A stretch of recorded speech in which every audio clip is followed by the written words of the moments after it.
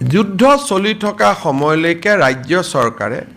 পুলিচক বাদ দি আৰক্ষীৰ বাবে প্ৰয়োজন হ'লে বেলেগ কথা আৰক্ষী বা সেনাবাহিনীৰ কাম কাজক বাদ দি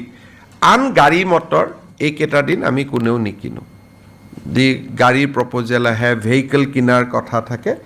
এইকেইটা দিন আমি নতুন গাড়ী মটৰ একো নিকিনো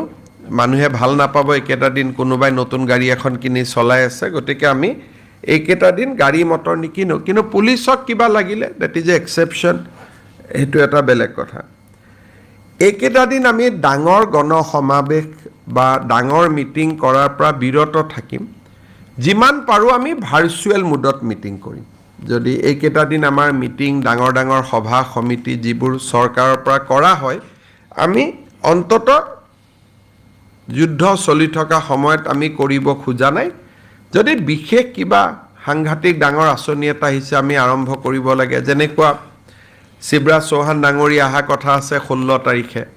তেওঁ আমাক 4 লাখ নতুন দুখীয়া মানুহৰ কাৰণে ঘৰ দিব গতিকে সভা এখন কৰিব লাগিব কিন্তু সেইখনে আগতে যেনেকৈ আমি এক্সিবিশ্যন দি বহুত ডাঙৰ